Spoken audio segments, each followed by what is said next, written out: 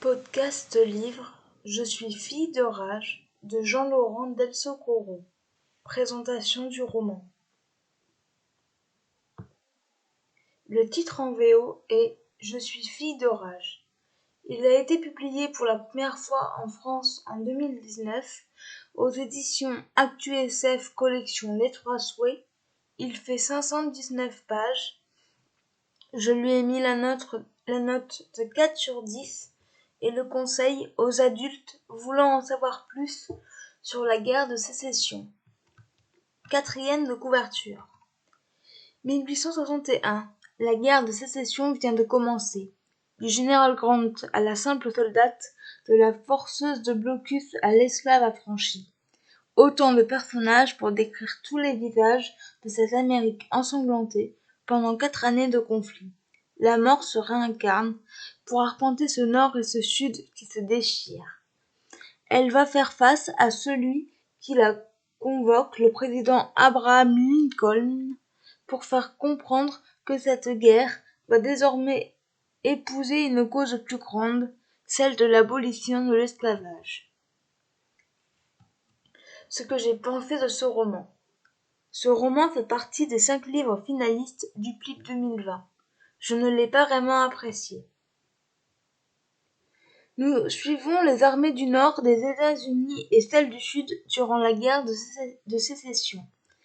Chaque armée veut gagner des territoires. Comment cela va-t-il se finir? Je n'ai pas vraiment aimé les personnages, à tel point que je ne me rappelle pas des noms. Nous suivons principalement des soldats de différentes armées, le président Lincoln ou bien encore la mort avec un grand M, qui est un personnage à part entière. Le président est obnubilé par la guerre et souhaite abolir l'esclavage. La mort, quant à elle, parle avec Lincoln et essaye de lui faire entendre raison pour qu'il arrête la guerre. Ce roman est catégorisé comme étant historico-fantastique, mais je ne vois pas où se trouve le côté fantastique. Pour moi, il s'agit davantage d'un roman historique. La mise en page du livre est bien.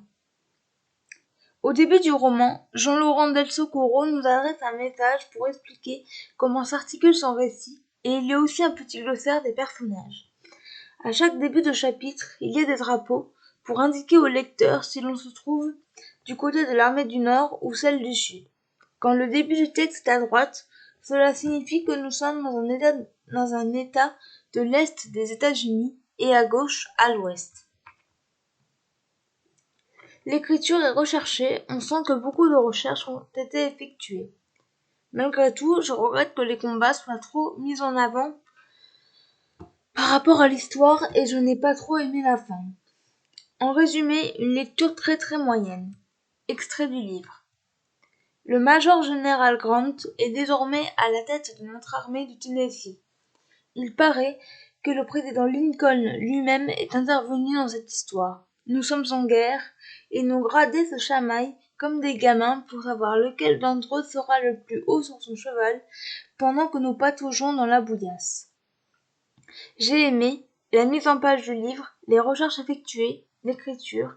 Je n'ai pas aimé les personnages, la fin, que les combats soient trop présents. Voilà, c'en est tout pour ce podcast. J'espère qu'il vous aura plu.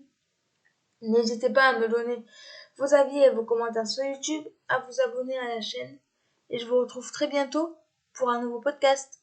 Ciao!